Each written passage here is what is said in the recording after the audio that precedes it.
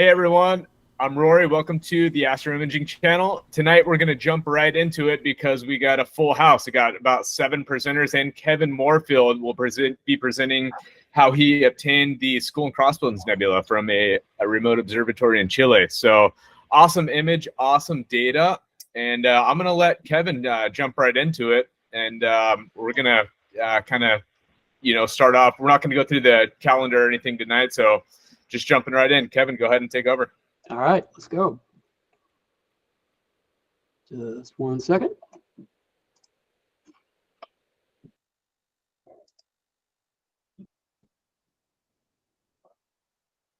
Are we there? No. Does not want to go. You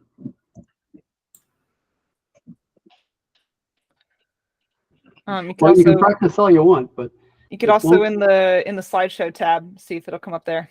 Yeah, let's try that. No, it is not letting me access the screen.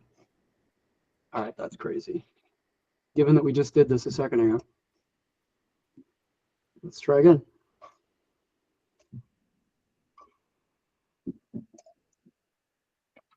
Okay.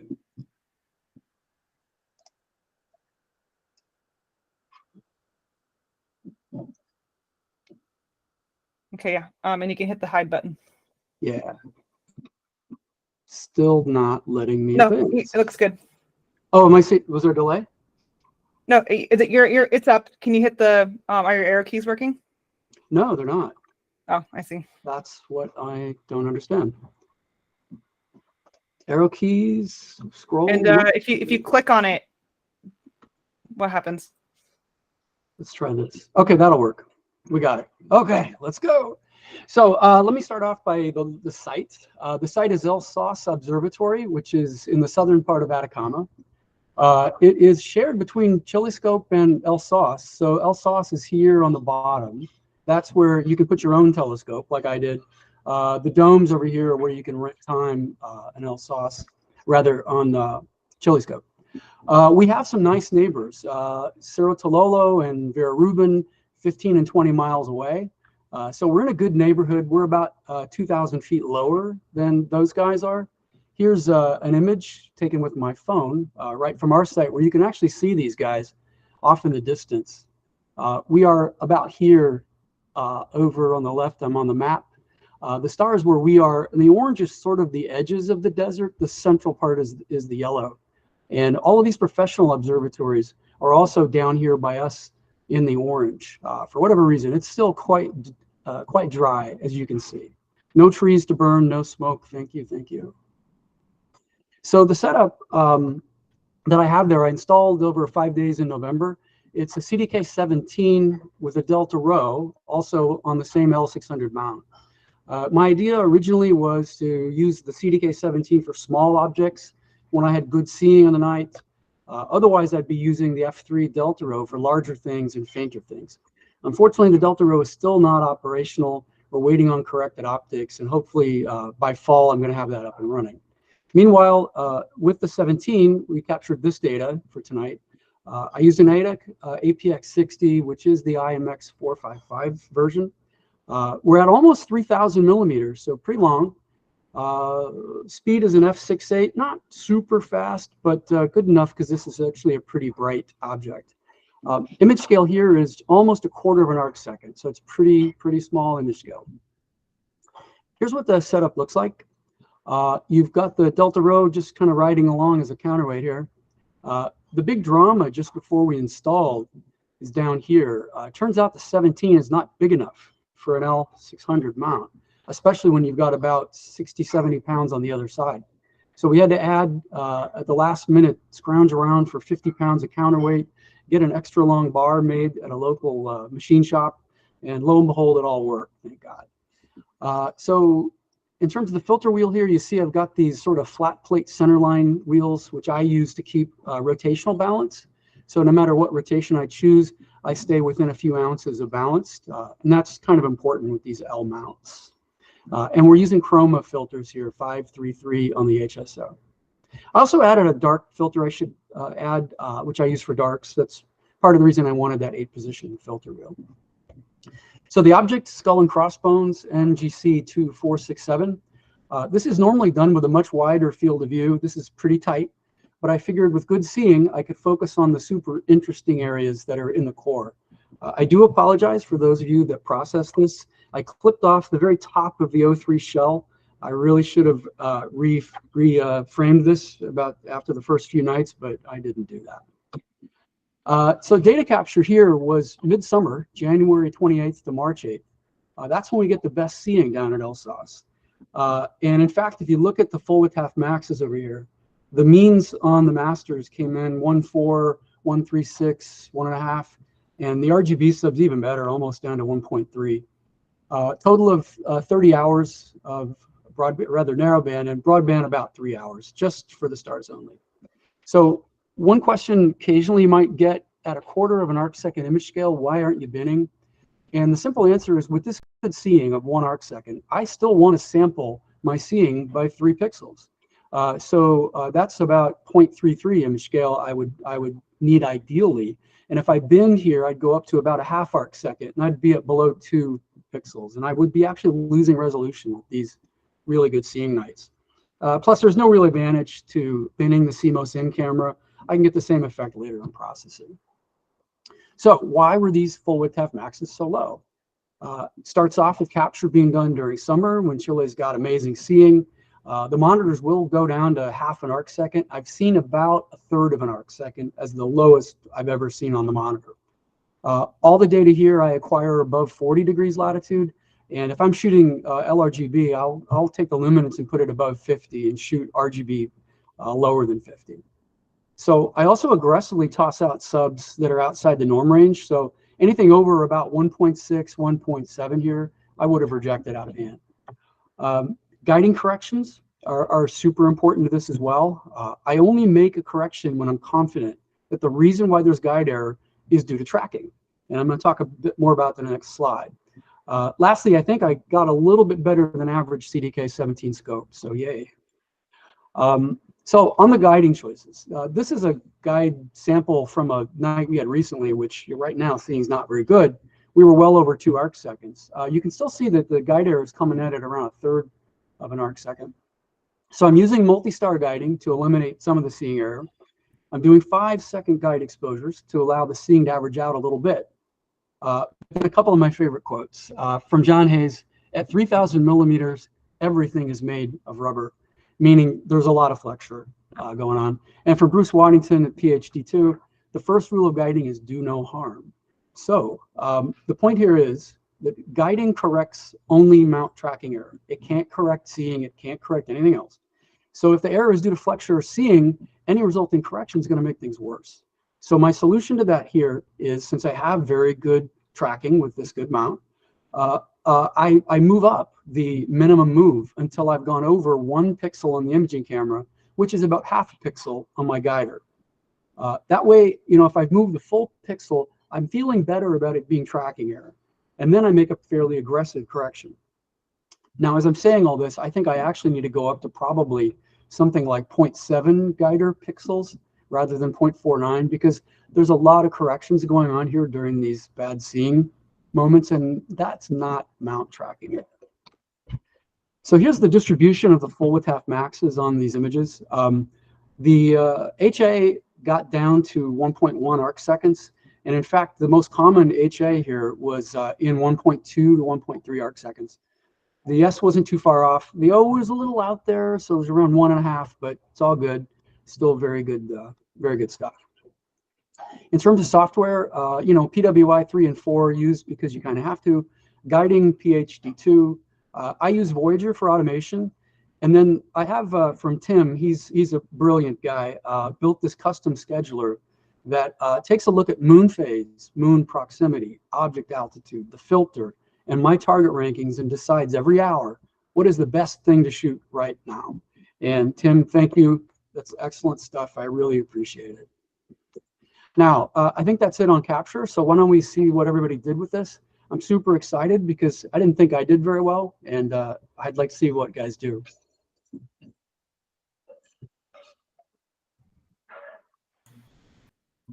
Thank you, Kevin. I can't believe how good this image is at 3,000 millimeters. That blows my mind. It's just absolutely clean data. We're gonna go over presentations first. So we have 7 presenters tonight, and I'd like to thank each and every one of you guys for taking the time to process and come up with a presentation to show us your workflow. Really appreciate your guys' time, and thanks for everyone who submitted their image. We got quite a few submissions on this image, a lot more than past TAIC workshops. So thank you, everybody. We really appreciate that. And then after the presenters share their workflows, I put together a slideshow of everyone's submission that submitted to TAIC workshops. So our first presenter for the night is going to be Craig Stocks.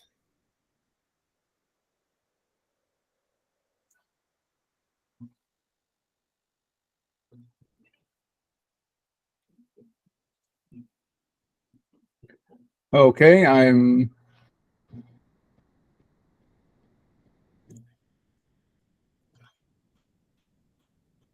okay, hopefully you can see my screen now. Looks good. Okay, so just real quickly, my processing workflow. I start out pretty typical with PixInsight. I do the calibration and integration there. Once that's done, if I have RGB data, I'll combine that into an RGB image and apply dynamic background extraction and spectrophotometric color calibration. So in this case, starting out with the data set, I pretty much jumped right in. I typically will apply blur exterminator to the RGB and narrowband images. And then at that point, I stretch, either I'll stretch the RGB image, or if I have narrowband, I'll stretch each one of the narrowband files. And then I usually do that just with a modified screen transfer function. I'll adjust the sliders. I just keep it real simple. Apply the RC Astro tools for noise exterminator and star exterminator. And at that point, I'm pretty much done with PixInsight. So I'll save those all as 16-bit TIFF files. And remember, those are already stretched and the color is already color calibrated. So 16-bit is plenty of bit depth. And then I move into Photoshop, where I do the color mapping of all of the monochrome data, any of the tuning that I want to do, sharpening and so forth. And then lastly, I'll move that finished image as a large format Photoshop file into Lightroom. And that's where I eventually will crop, export it as a JPEG and so forth. So in this case, starting in PixInsight, I generated a sulfur, hydrogen, and oxygen TIFF file. And I actually generated 2 oxygens since the core region was so bright. I generated a kind of a bright one and a dim one, and then also captured the stars from the RGB data. That went into Photoshop, where I did the color mapping of the narrowband data. I actually had 2 versions of the stars, kind of an over-sharpened and a more fluffy, expanded halo, and then I can blend those together into a final star image. And that gave me this then as the final image out of Lightroom. So I'm using a layer-based non-destructive workflow in Photoshop, which means I maintain all the layers and I use adjustment layers so that I'm not making a change I can't undo later. I generally don't care about file size, and I virtually will never flatten an image or merge layers. So non-destructive just means that I'm not applying adjustments directly to a pixel layer. I'm not merging. I generally don't duplicate layers, and of course I don't flatten an image. That I'm using the non-destructive tools. So in Photoshop, if you think about the way Photoshop works, every layer in Photoshop has an RGB image. If it's an RGB image, it has all 3 color channels with each layer. And we can selectively turn off individual color channels on any layer or layer group. So if you want red, you just turn off the green and blue. If you want cyan, you just turn off the red. And you do that in the layer style blending options. And right here in the center, you can see there's a series for red, green, and blue with check marks. And you just uncheck the ones that you don't want. and leave the one that you do want checked. So in a real simple example, imagine this is Photoshop. We have 3 layers, one with our red data, one with our green data, one with our blue data. By just selectively turning off everything but the red, but the green, but the blue, the resulting image looks like that. If you have HOO image, you can do the same thing with narrowband, in this case, hydrogen and then oxygen twice to give us an HOO image, one for green and one for blue. In reality, you can put green and blue in one layer, so you have a red layer and a green and blue layer. That unfortunately has used up all 3 layers. And in the case of the skull and crossbones, I have a red layer at the bottom, which is sulfur. Oxygen is green and blue. And so the hydrogen had to be blended in using a screen blending mode. And you can see the color that it wound up choosing that more or less looked best for that. So the final layer stack had sulfur at the bottom as red, oxygen contributing green and blue, and then hydrogen in a screen blending mode, filling in the blanks. And then this was the result.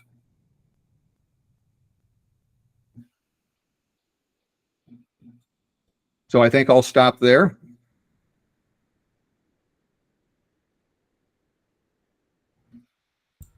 Beautiful. Okay.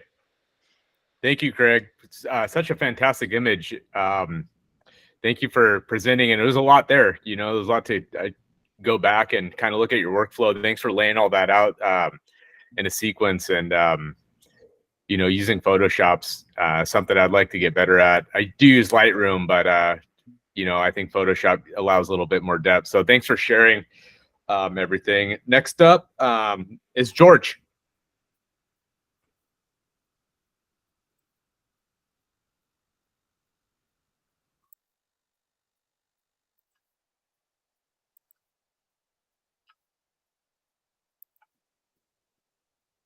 Can everybody see my screen? Looks good. Okay.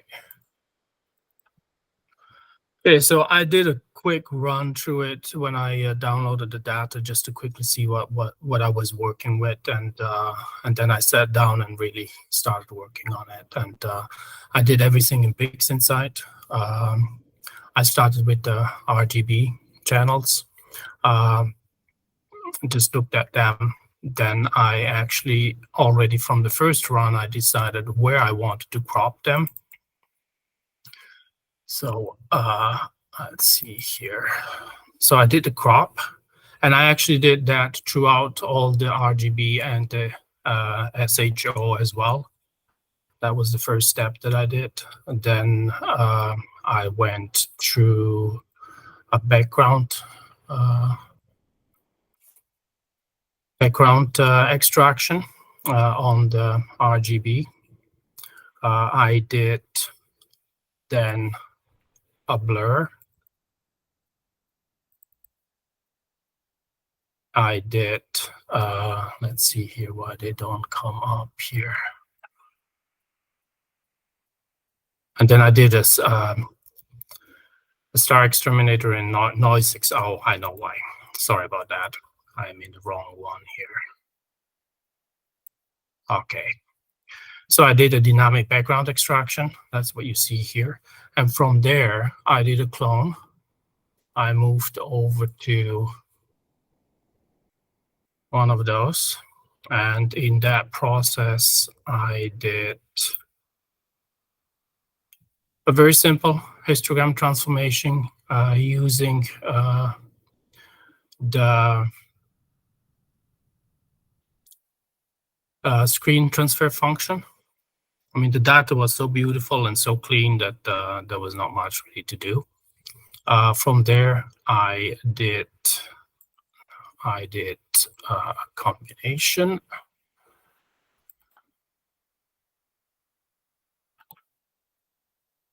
Let's see here. So I did that, and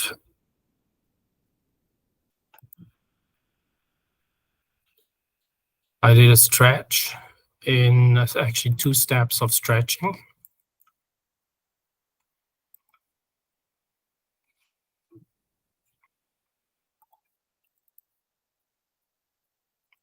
And I did that just to get the stars to where I wanted them. And then I did a star extermination, took the stars out. And that's what I got here. That was then the stars that I put aside.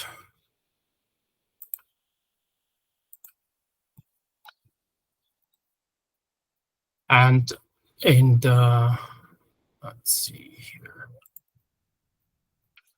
for the narrow band, let's go to the SH.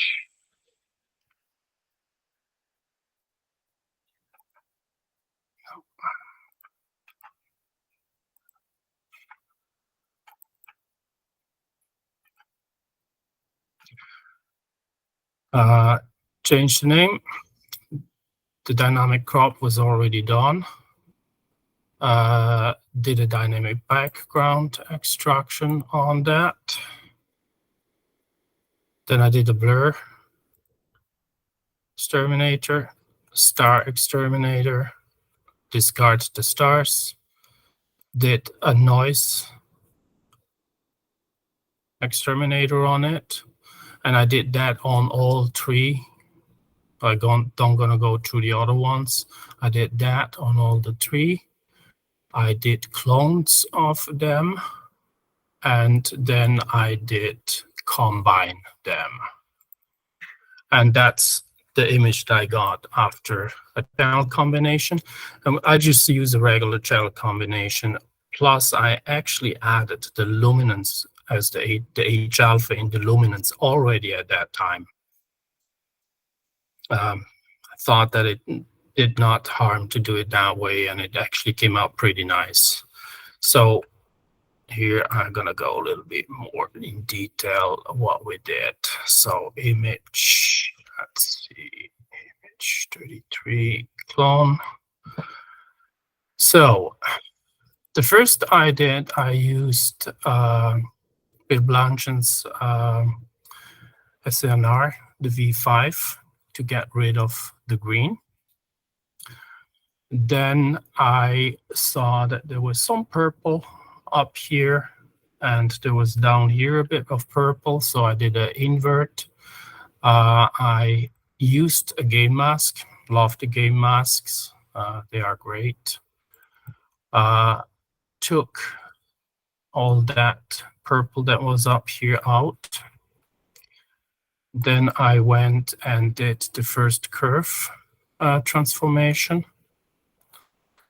I can bring that back so that you can see. So I just lighten up a bit the whole thing. Did a second one.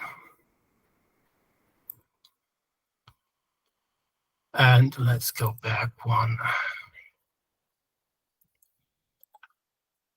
I had the feeling that there was still a bit purple around, actually up in this area here.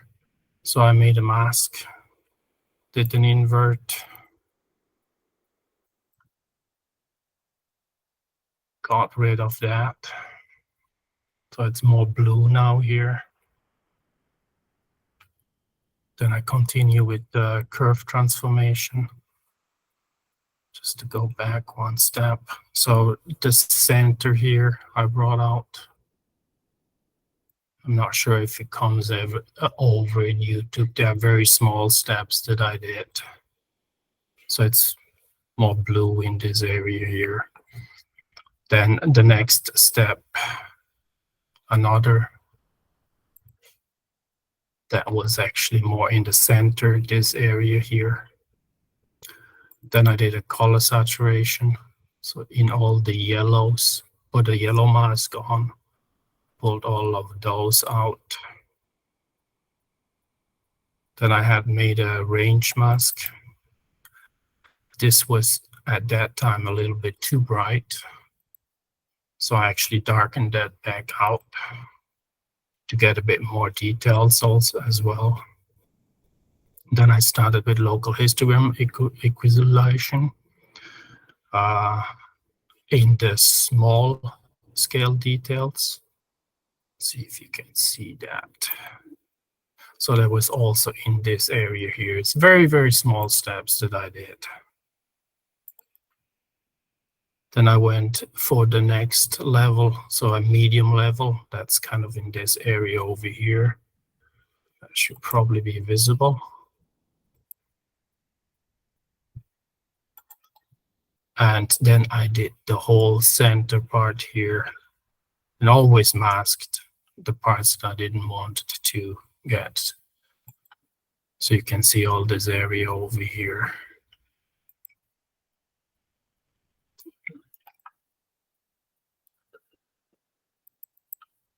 And then I did a dark structure enhancement, the script. So brought all that part out.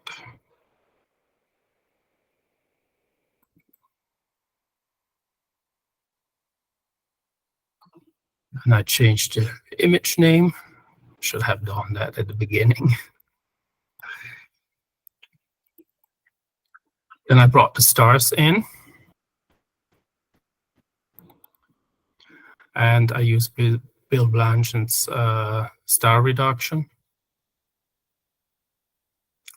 I still had the feeling that there was a little bit of green around, so I did SCNR.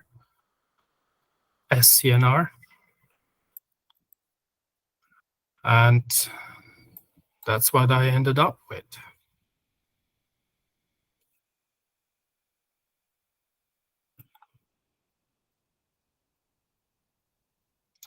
So let's see here. I need to unshare.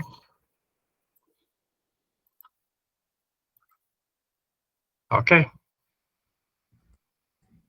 George, thank you so much for your presentation. You're welcome.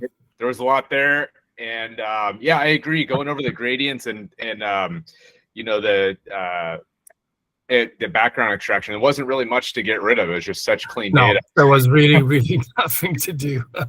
Yeah, and then I like how you eliminated the blues and or the purple and got that really nice blue. That was cool. All right. Thanks. Yeah, I really appreciate that again. And yeah, as you guys will see, there's just so much diversity in the processing. There, you know, there's a lot of filters to work with, and each image is pretty different from the other one. So thanks, George. Next up, we have Joe.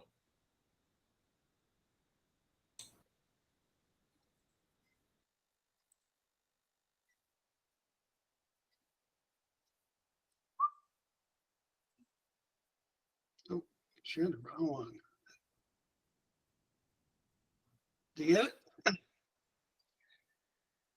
Yeah, I think I shared the wrong one. And there we go. Got it. All right. See that? Yeah. Okay, cool. All right, here we go. Well, thank you so much for having me on. And I really had fun doing this. So let me get started. So first thing I did was a noise exterminator on all images. And then I ran the FWHEME to get the eccentricity, and I used that on the blur exterminator. So I put that in instead of running the auto. And then use the star alignment. And something I did before on an image I did for the Lazy Geek is that I used the HSI, and I put HA, sulfur, and oxygen in there, and I made that into my luminance. So then I used the Easy Suite, which is no longer available, I found out, after the 1.8.9-2 update, and that's not coming back from what I understand. So I combined the red, green, and blue with the luminance that I created earlier. And then I solved it and ran the spectrophotometric color calibration on it. And then I ran the normalization. Well, I did the dynamic background extraction first, sorry. And then I did the normalization using the Bill Blanchard HOO and HSO. And then I did a screen transfer function and histogram transfer. So pulled that. And then I did an HDMR transport on the spot in the lower right to bring out the detail on that. I then use the star exterminator. Pull the stars out. I reduce the stars using the easy star reduction. I did curves transformation on the non-star image. And this was just a regular RGB pull and saturation. I ran noise exterminator again. I ran curves again, only this time I did individual colors and tweaked it a bit. Ran the pixel math to add the star and the star list image back in together. Use Topaz Sharpen AI a little bit, just enough to tweak it a little bit. Didn't do too much with that. And then last, I used Adobe Photoshop Express to tweak the colors and exposure and the highlights. And that's what I got.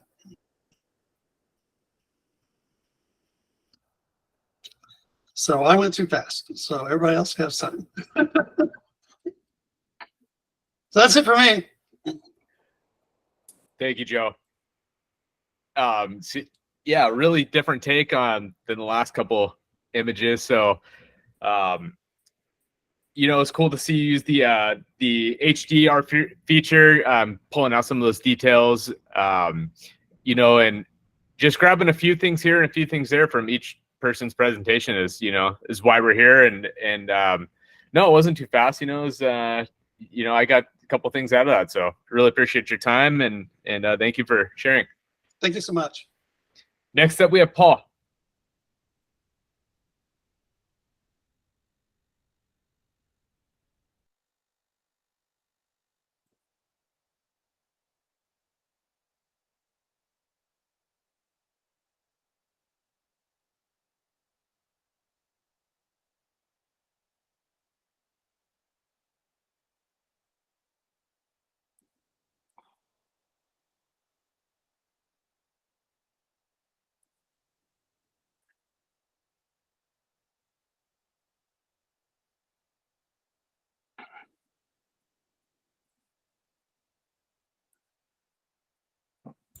I think you've activated your screenshot menu by accident. I think I have, yeah. It's okay. Here we go. Have you got me now? Yeah. Go ahead and make that full screen. Perfect. The best laid plans. Okay. First of all, it's wonderful data. It's probably some of the best I've ever looked at. I've been doing landscape photography for about 10 or 12 years before I moved into astrophotography about 3 years ago. So I try and approach these photos in a similar way. So what I want to do is review the data. So what have I got? So it's excellent quality data, and there's strong signal strength in each narrowband channel, which is also very good. And there's also crisp detail. You can see here, I suppose this is a skull. These are just screen transfer stretches of the original data, which I just look into each of them just to see what's there and what I can do with. There's also good dynamic range within that signal.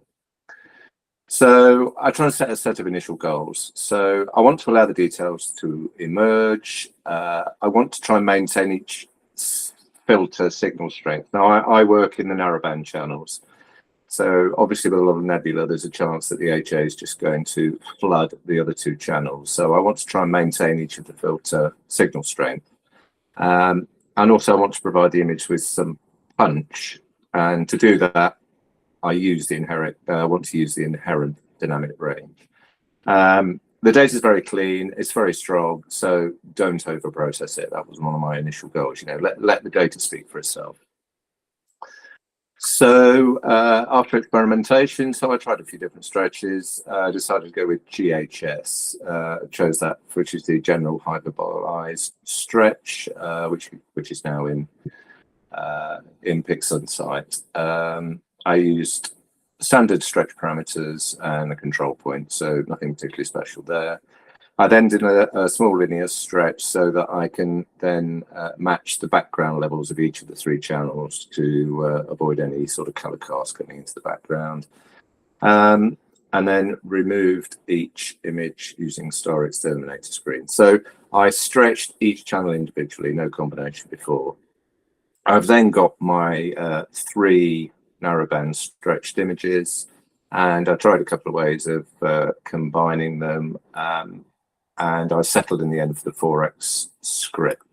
So I've used the 4x as it was originally put forward a couple of years ago, and I've not particularly liked it on some of my data, but it seemed to really work on this one. So this is the original 4x blend. I decided I wanted a little bit more blue, a little less green within the blue, or I suppose that color. So I just did some color adjustments using color saturation. All the processing is in PixInsight. I then decided that to help me with the dynamic range and the sharpness of the image, I was going to pull out a separate luminance image. So when I do that, whether it's RGB or it's narrowband, I use RGB working space, which I think is quite important. And I ended up by reducing the green quite a lot and increasing the red and the blue, because they're and this has been the luminance coefficients. And that gave me a revised clone image, and then I extracted the luminance for that. So really this is a synthetic luminance of the 4x narrowband images. I then create 4 clones of that LUM image, and I start off doing the HDR much scales transform, and I did 6 layers to one of the clones, 9 layers to the other clone, and then I blended both of those with the original on a 35-35-30% blend, and that creates me my new 8 LUM HDR image. Then in terms of sharpening, I took 2 clones of the original image, and I did an unsharp mask to one of those, and then I did mod scale linear transform, which I really like for sharpening. I like using wavelets. And bias, I mean, you've got to go very small on the biases, particularly with this data. So between 0.1 and 0.2 from 128 pixels down to 16, and then blend the MLT clone and the unsharp mask clone again on a 35-35-30% basis with the original image. And I've got my sharpened image. And then I blend those. Again, I seem to on this one settled for this 35, but 35% of the sharpened image, 35% of the LUM image, sorry, 35% and 30% of the LUM image, and that gives me my LUM master. I then use game script to overlay this, particularly this bright area here, and just use a histogram transfer just to tweak that down a little bit. So the final process was to obviously combine the LUM master with the 4x image using RGB combination, and then I applied noise exterminator. Lots of little tweaks with curves for a little bit of additional contrast and saturation, and then pixel mask to screen back in the 4x stars. And there's the final image, which I'm pleased with. And yeah, thanks for allowing me to present it to you tonight.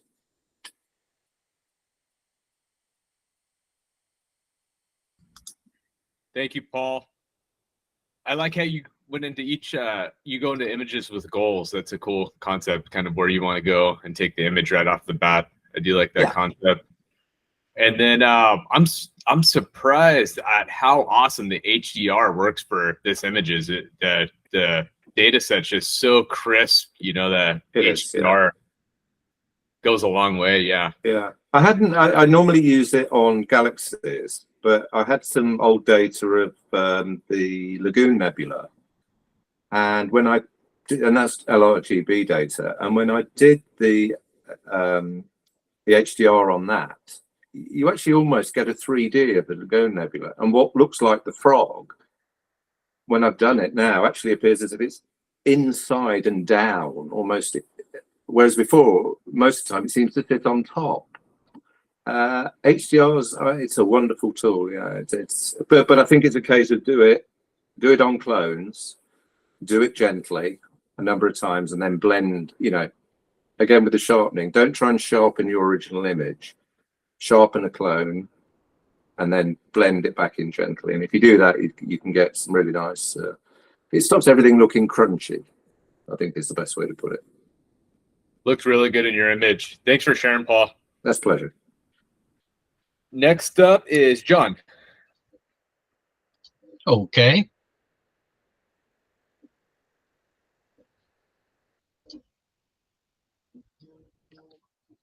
Let me know when that comes through. Looks good. Good.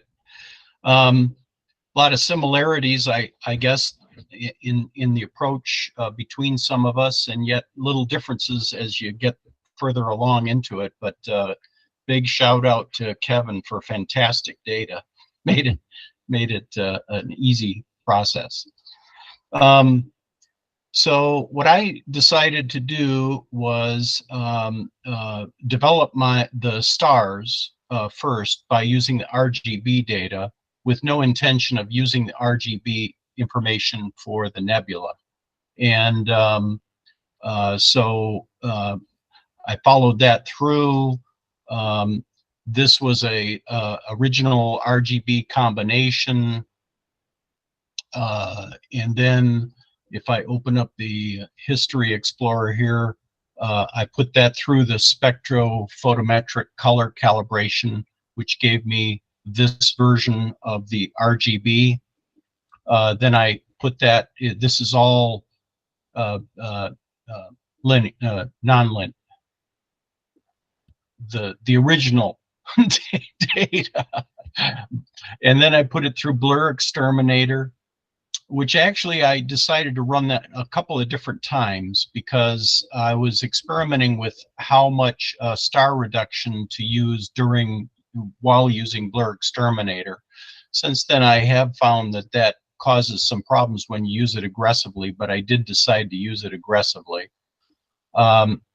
Then used histogram transformation to stretch it, and then after the stretching, use Noise Exterminator and Start Exterminator. And so then that gave me, this was ultimately my star field. And that was with stars already reduced. So they're RGB stars reduced by BlurX. Since then, I've come up with a different method where I'm using the narrowband stars as a luminance over RGB stars that sometimes seems to do a better job of reducing the stars in RGB than what BlurX can do. But anyways, there's my star field. Then my narrowband, I'll just open one of them and do the history on that. So the narrowband then, initial state, non-stretched, BlurX, you know, non-stretched, and then doing histogram transformation a few times. And then, in fact, I used GHS on there to end up. Then I ran Noise Exterminator and then StarX on the each of the narrow bands. These are all done the same way. And then ran curves transformation to make them all come out basically visually the same.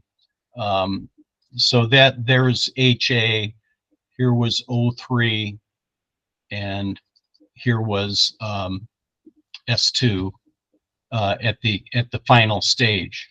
Now I don't use PixInsight to do final combinations all the time, but I took those and I ran those through 4X and took a look, and initially that's what I got out of the 4X combination of those three narrow bands. Now I'm going to switch over though, because I sent all of that over to Lightroom, first, and then I send it over to Photoshop. So for example, here was the 4X in Lightroom. I also did an experiment to make sure I was checking some other things. I ran just the standard Hubble combination over in PixInsight 2 just to see how that was coming out. But nevertheless, then what I did is, this is over in Lightroom.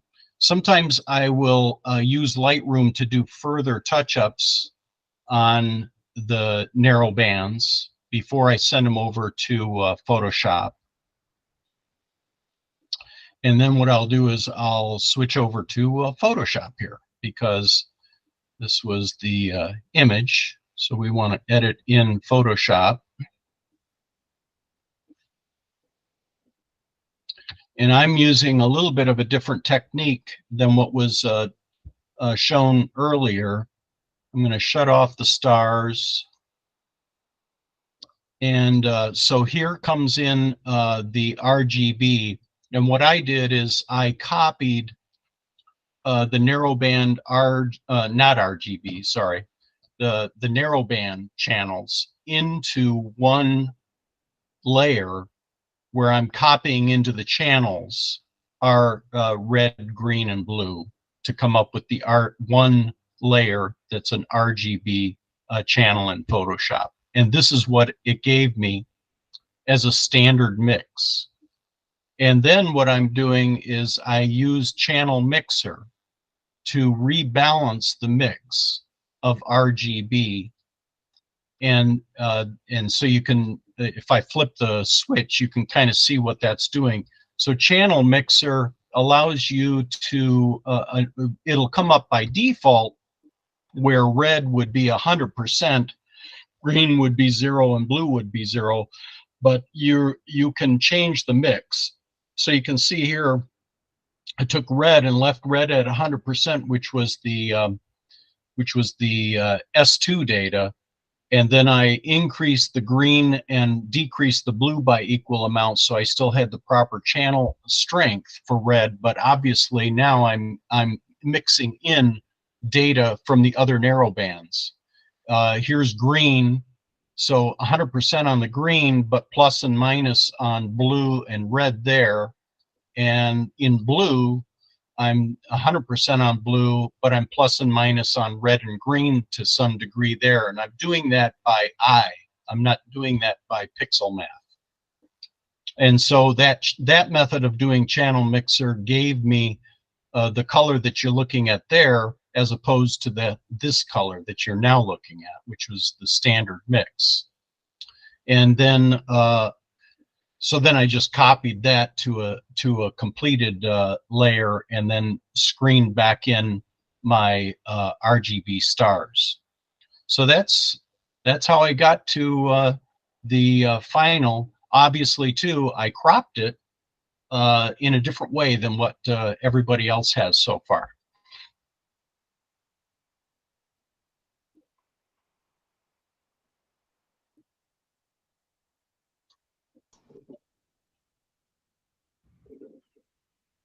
John, great presentation. Thank you for sharing. Really appreciate images with the RGB stars. I like that. You know, it takes a little bit more time, but just makes it that much better. And beautiful oranges on the images, on your image. Sorry. Okay. Yeah. Thank you.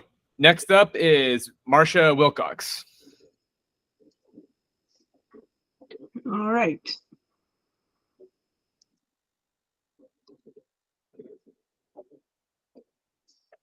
Can you see my screen? Yeah, looks good. All righty, good. First, Kevin, thank you for these beautiful data. What a privilege to work with them. To have such beautiful data and to see a nebula that I would otherwise not see. So like others did, I began with the RGB data, did channel combination, and and then did SPCC as others have done to get the correct color in the stars and extracted them. I did a little bit of blur exterminator to get a better resolution on the stars, or to minimize them a little bit.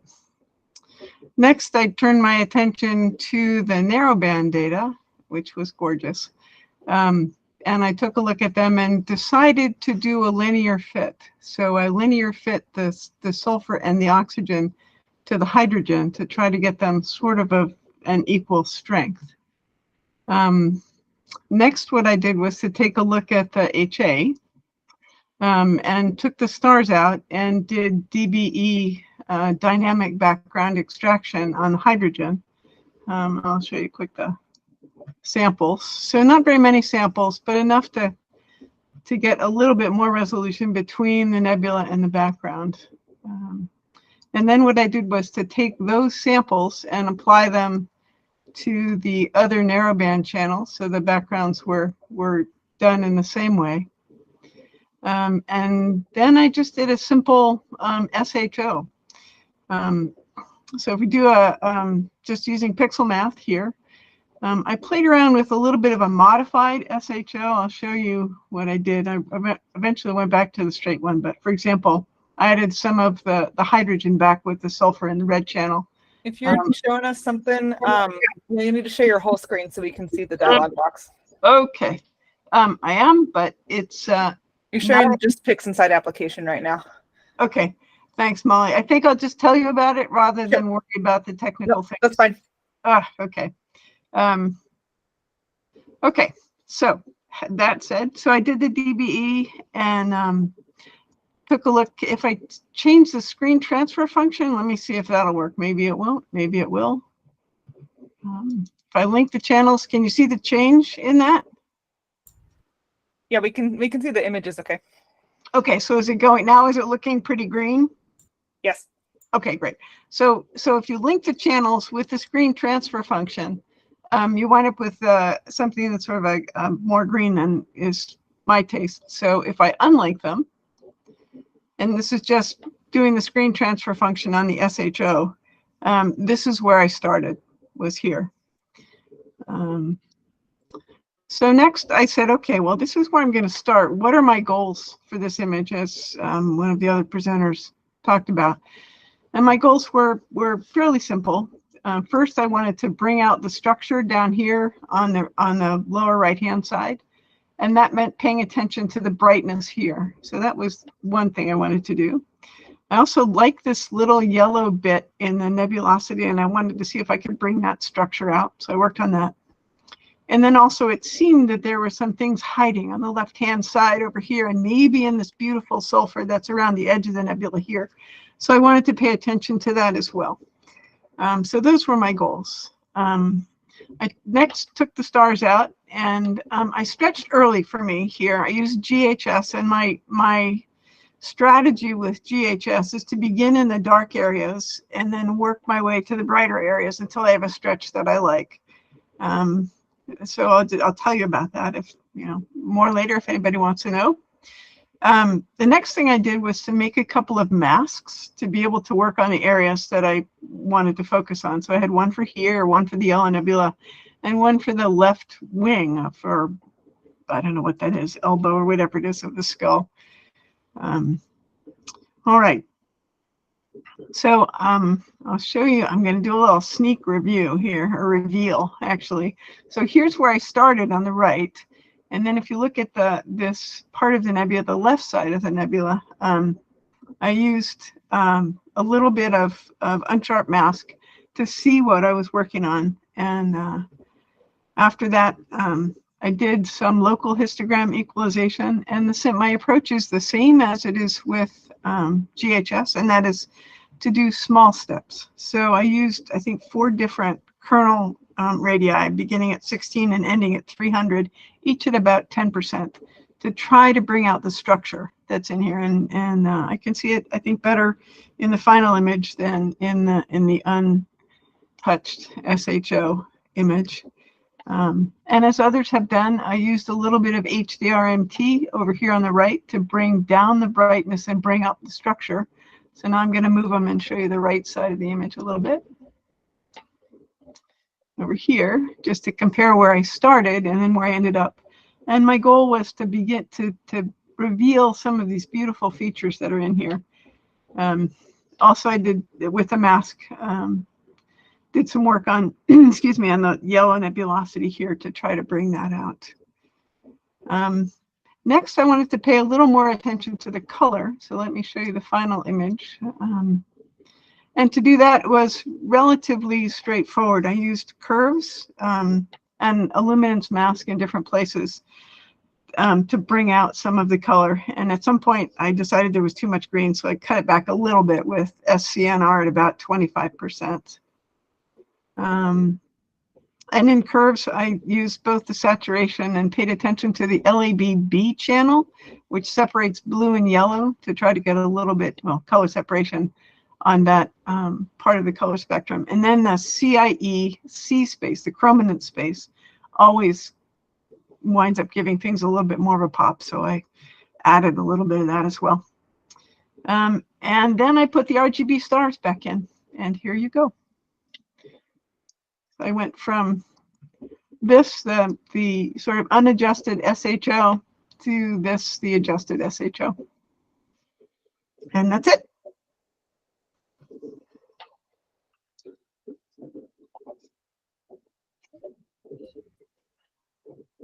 Marcia, beautiful image. Thank you for sharing. I think I saw the Skull and Crossbones for the first time in your image. I was trying to, I'm not too familiar with this target, being mostly a southern hemisphere target. So took me a little while to see it, but I think I'm finally seeing where the Skull and Crossbones is at. So appreciate your time. And thanks for putting that all together for us. Last presentation we have is Rajat.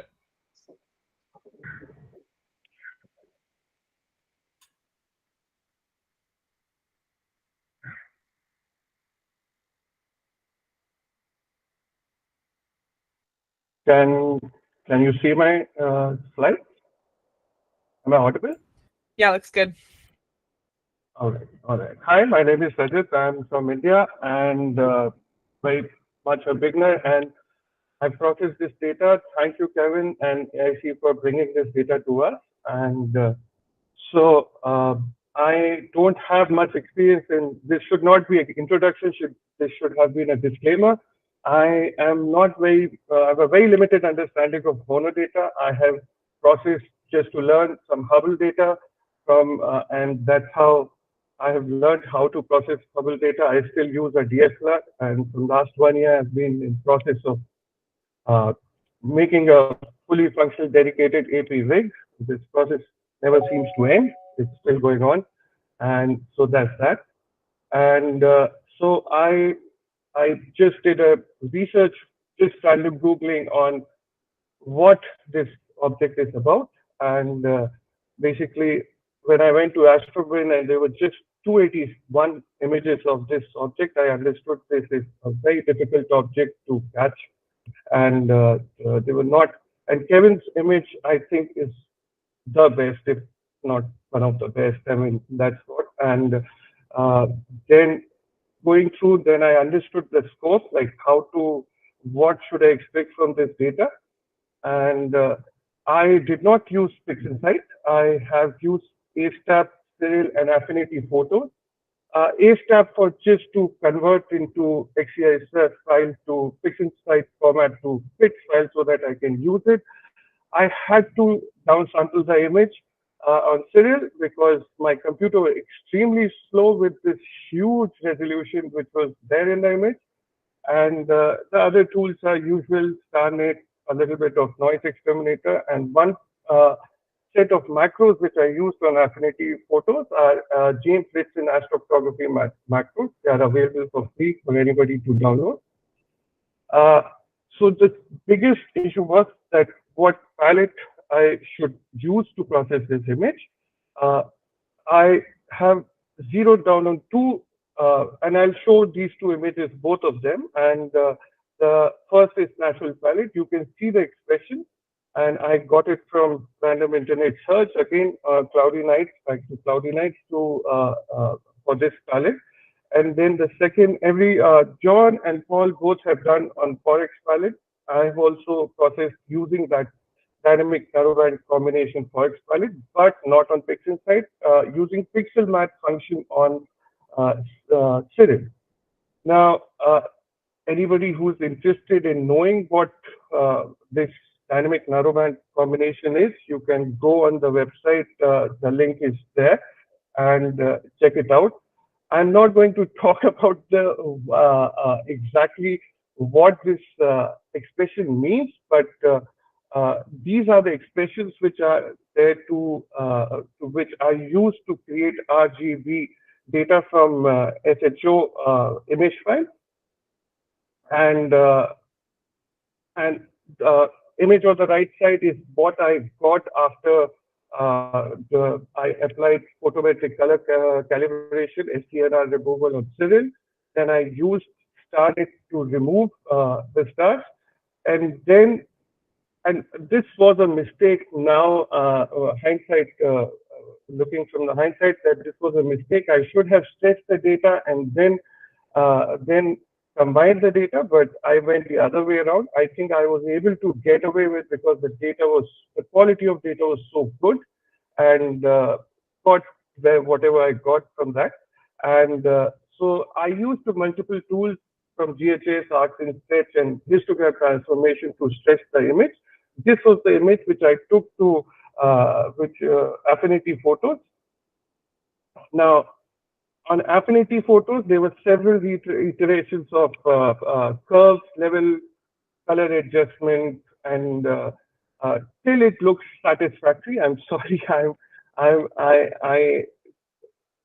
not everything I do has reason behind it. Till it looks good, I keep doing it. Thanks to TAIC presentation by Rod Cormier, on the dark side of astrophotography, I really wanted to focus here on the dark nebulas here in this image. I thought they are producing a different sort of punch, so I used those fine band sharpening and multi-band sharpening. Basically, these macros are a combination of high-pass filters at a different setting. So I use it till I may have sharpened it a bit more than what I do usually, but I really wanted to focus on the center part area of this image so that those structures can stand out. And so that's what I did here. Then basically, usually I took the broadband data, created a star mask, extracted the star mask from the broadband data, and then adjusted the saturation in star colors again to my liking. There is no scientific reason. I may not be able to reproduce those results again, but I did till I was satisfied. And then use curves adjustment to reduce the star size and how much to emphasize and what to emphasize. And then basically combined with the starless image and star image on Affinity photo itself, and a little bit of noise exterminator. There was some color noise later on, I think because of excessive sharpening tool I used, there was some noise which was being introduced. So just to remove that. And so this is my final image. I will surely reprocess it again, but this is where it is. And the second image is the natural palette image, which is this. Yeah, that's about it. Thanks.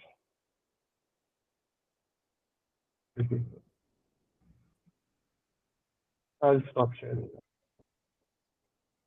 Rajad, thanks for your presentation. I really like that image. It's a beautiful process. Not bad for starting in 2021. It's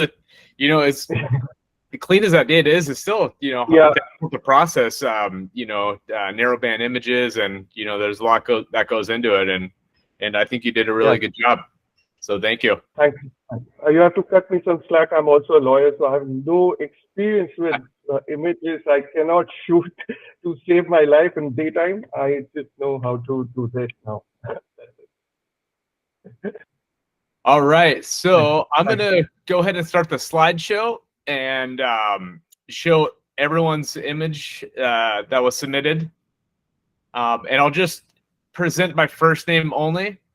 Little disclaimer, I slightly cropped some of these images so they could fill the whole screen. I didn't want to put the name next to the image to take away from that. So each image should take up the whole screen. Let me go ahead and start sharing my screen here.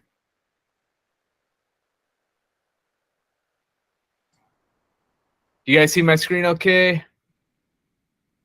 Yes. How about that? Yeah. Oh, good.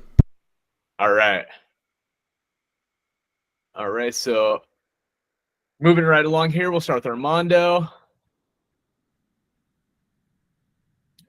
Brian.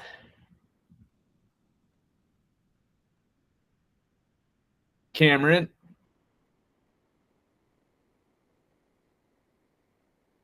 Craig presented tonight. First presenter. Thanks, Craig.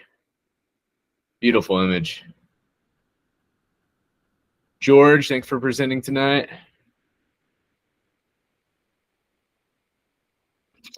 Goran.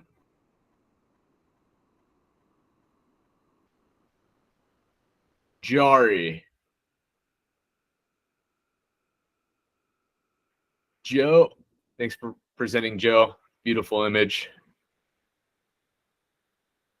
John. For presenting, John.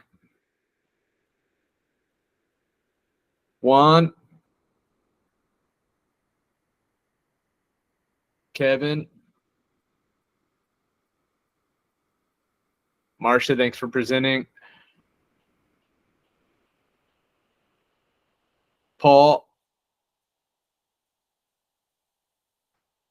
Thanks for presenting, Paul.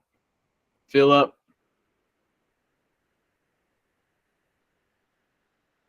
Really cool to see the diversity in all these images. Warwick.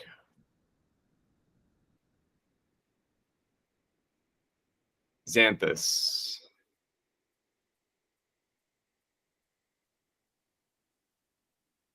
Yabu.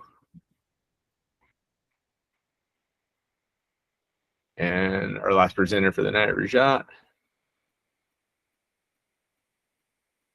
Really great HDR in that image, Rajat. So that's it. Thank you for all of you that took the time to present with us tonight, and anyone that submitted their image. We really appreciate everyone's time. Thank you so much. Rory, we did have, I think, just one question throughout the presentation. Frodoax asked how to convert the data that we've got there into the FITS format. And I think Rajat handled that. Was it Rajat who did that with STEP? Rajat, can you respond? Yeah. Yeah. Can you see me? Yeah. So I use ASCAP for converting XISF file to FITS format, and that's a freely available software which you can use. Even PixInsight is there. It's a great tool, slightly technical. You can use ASCAP to convert these XISF format to FITS file or TIFF file, whatever you want. Basically. Yeah. I hope that answers the question. Thanks, Rajat. And I know there was one other imager that wanted FITS files too. I believe he emailed us, and we emailed him back the FITS file. So maybe next round we'll have both. We're still figuring out the best way to go about doing that. Rory, there's another way you could get FITS images. If you load up the remember the GradX, the gradient tool that we had last time. We had the author on. It was Graxpert. You could load it up in Graxpert and then save it as a FITS image. That would be an easy way to do it as well. All right. Hey, could I just interrupt for a second? I hate to put him on the spot, but Kevin, could you maybe show your image to us? Yeah. Let me start sharing. Hopefully it'll work this time. I just figured you did all this work. You should at least get to show yours, huh? So, well, this is from the PowerPoint.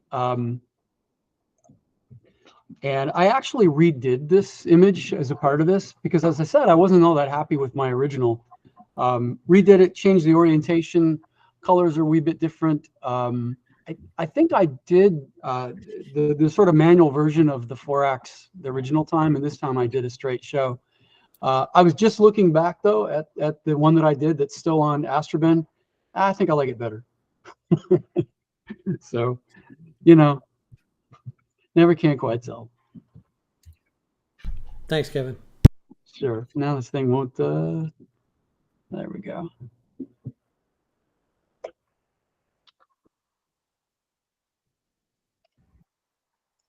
All right. Anything else? Just a second, Rory. ASTAP is ASTAP, I think. As simple as that. Astronaut, it's got a whole other, ASTAP. Usually used for plate Oh. solving, but I think it's got some other Yeah, tools as well. yeah, it does a lot of things. Most of us just have it loaded up for plate solving, but ASTAP. If in order to make sure it was free, I just typed in on my Google search ASTAP, and yeah, it came up with astronomical, whatever its real name is. But you'll find it pretty easy. It's free, yeah.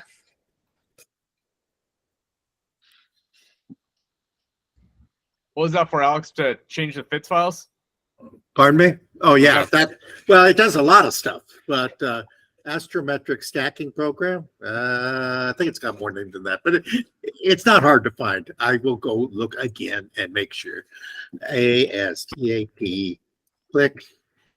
ASTAP. Yes, that's right. Astrometric stacking program. HNSKY. Or to make it more specific, let me do this and Control C. Get back over there. Control V. Like, here we go. That should do it. Cool. ASTAP you can actually You're breaking up, sorry. think you can you pick great also, but I think technically you need to get it. Roger, we can't hear you too well, right? Is that correct? I think he's breaking up. Yeah, that's Yeah, correct. I still can't quite Right. hear him, unfortunately. All right. Sorry. Sorry, Roger. All right. I think if that's it, we're going to close the show. Anyone else have anything else? Thanks again to all of the people who not only submitted images, but volunteered to come on and talk about how they process. This is how we learn from each other how to do this processing. And yeah, thanks again. And thank you to Yeah. Kevin for sharing that wonderful data. Thanks, Yeah. Kevin. My Thank you, pleasure. Kevin. Kevin, And- beautiful. Thank you. Anyone that wants to hang with us once we close the program, just stay on. And we forgot to thank Rory for putting it all together. Rory, Yeah. great Yes, job. Rory. Rory. Thank you guys. And you couldn't do it without you guys. And it's great to be here and appreciate all you guys as well. Thank you. All right. See you Good night, guys next everyone. week. All right. Good night. Bye.